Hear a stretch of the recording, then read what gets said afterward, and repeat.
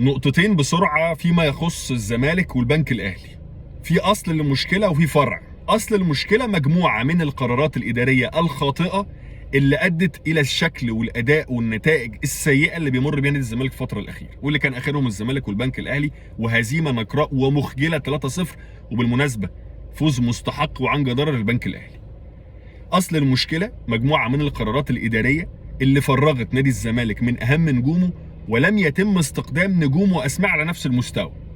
انت مشيت مصطفى محمد، ساسي، بن شرقي، طارق حامد، امام عاشور، حتى الاسماء اللي كانت ممكن تبقى بدلاء مناسبين للاسماء دي ويحلوا محلهم زي مصطفى فتحي وغيره وغيره، كل الناس دي مشيت. وجبت اسماء مع كل الاحترام والتقدير ليهم لا يصلحوا ان هم يعدوا من قدام نادي الزمالك، مش يلعبوا في نادي الزمالك، حتى لو فيهم واحد او اتنين ماشي الحال، والله مع كل الاحترام والتقدير ليهم، بس هم امكانياتهم لا تؤهلهم للتواجد داخل نادي الزمالك. فده اصل المشكله، غير طبعا قرارات تانية زي رحيل المدير الفني وبعد كده يرجع كمان 3-4 ايام وهكذا. كل الملابسات دي ما تخلكش تشوف الزمالك في احسن اداء واحسن شكل، بالعكس، بدل ما تحافظ على القوام الاساسي والرئيسي وتبني عليه وتدعمه، انت كل ده بتهده وبتبتدي تبني من اول وجديد، ويا ريت بتبني على اساس صلب. لا، ده انت بتبني باسماء وامكانيات لا تقارب باي شكل من الاشكال الاسماء والنجوم والامكانيات اللي انت تخليت عنها. نيجي لفرع المشكله وهو اللعيبه لازم يكون عندها دور.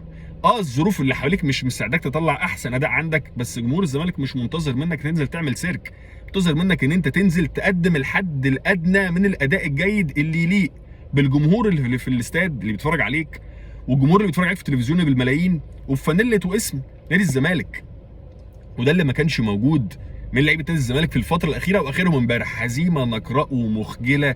شوف الجون الثاني وشوف الجون الثالث وانت تشوف كم الاستهتار واللامبالاه اللي موجوده عند اللعيبه، مش حاسين بقيمه اي حاجه ولا باي روح ولا قلب ولا قتال ان هم يحافظوا على البطوله الوحيده اللي نادي الزمالك عنده امال فيها السنه دي غير الكاس يعني.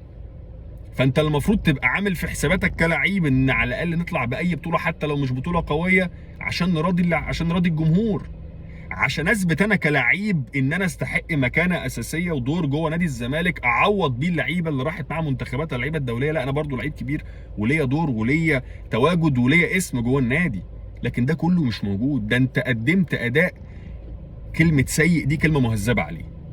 دول القصتين اللي في نادي الزمالك اللي بجد بجد ربنا يكون في عون جمهور الزمالك باللي بيشوفه من فرقه كانت بطل دوري لفرقه دلوقتي بتظهر بالمظهر المخزي اللي كان عليه الزمالك امبارح قدام البنك الاهلي.